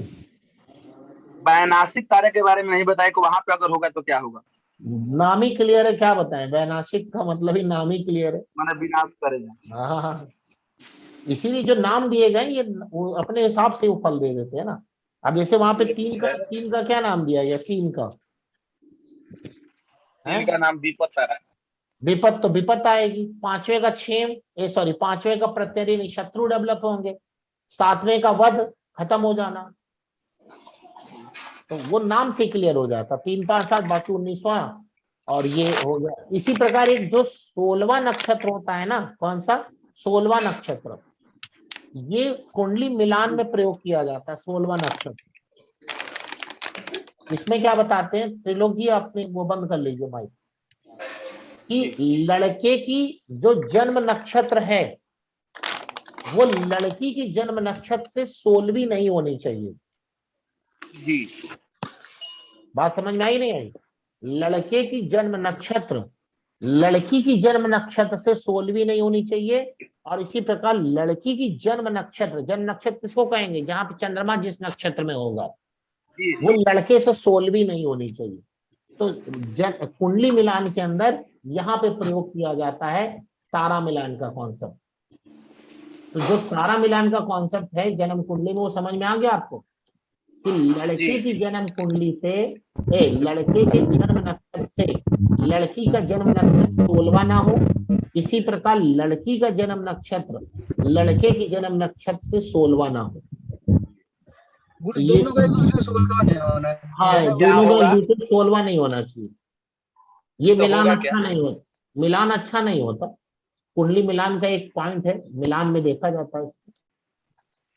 ये ऐसे तो मिलान गुरुजी राशियों के बारे में भी लिखा है कुंडली हाँ? मिलान में, राशियों के बारे में भी लिखा है कि अगर जन्म राशि में 6, 8 होगा 12 आ जाए तो भी खराब होता। सही है, जी हाँ एकदम सही बात। 5, 7 हो तो पुत्र उत्पन्न नहीं होगा, ऐसा कुछ लिखा है। हाँ, तो मिलान के पॉइंट है। तो चूंकि मिलान तो मैंने आपको एकदम कैसे एक्यूरेट मिलाया जाता है वही मैंने आपको फार्मूला दे रखा है। ये तो छोटी छोटी बात है, ये तो सब छोटी छोटी बात है उसके आगे। कब ये समझ में आता है, मैंने सूत्र बताया, अगर वो नहीं मिला तो कुछ नहीं होने वाला। यात्रा को भी देखते हैं ना इस तारक हिसाब से। हाँ, यात्रा भी करते समय ये सब देखना चाहिए कि आपकी जन्म नक्षत्र की तारा 3, 5, 7 में ना पड़े। जिस दिन आप यात्रा करने जा रहे हैं उस दिन का नक्षत्र आपके जन्म नक्षत्र से 3, 5, 7 नहीं होना चाहिए। ठीक है ना, 3, 5, 7 नहीं होना चाहिए। यात्रा में भी देखा जाता है तारा मिलान, एकदम देखा जाता है। तारा मिलान के बहुत सारे यूज हैं। क्या ठीक है? अभी चंद्रमा तो ललित जी आपकी आवाज नहीं आ रही, नेटवर्क प्रॉब्लम है आपके यहाँ, इसलिए गुरुजी आवाज। सूर्य नक्षत्र किसके लिए देखा जाता है?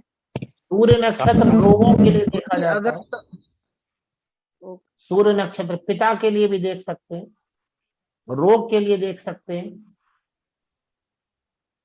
ये देखते हैं। ठीक है, हाँ जी। समझ में आ गया? जी गुरु इतना बोले थे 3, 5 और 7 हाँ? मैंने यात्रा वाले दिन का जो नक्षत्र है 3, और 5, जन्म 7 नक्षत्र से 3, 5, 7 जो वही 3, 5, 7 है वही खराब है।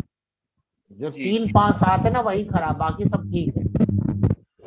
ठीक है, बाकी सब ठीक है। बाकी 19वां और वो जो मैंने बताया कर्म नक्षत्र, आधार नक्षत्र, ये सब जो है यहाँ पे आप और इसको देखिए। तो ये मैंने तारा वाली स्थिति बता दी। अभी और भी एक सूत्र इसके अंदर मुझे बताने, सब इंपॉर्टेंट सूत्र है।